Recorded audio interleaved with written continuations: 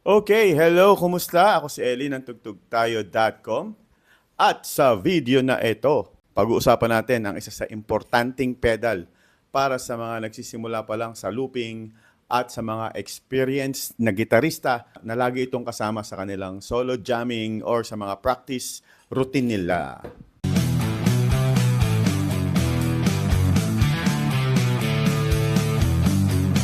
Ito ang Boss RC1. Ito ang looper na walang arte, simple lang, hindi komplikado. At ginagawa talaga niya yung purpose niya sa buhay, kundi ang mag-loop at mag-overdub. Wala nang iba.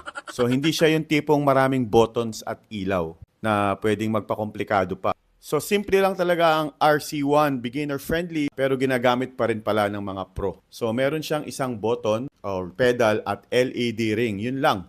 Yun na. Pero pag ginamit mo na, maintindihan mo kung bakit sobrang daming gitarista ang gumagamit neto.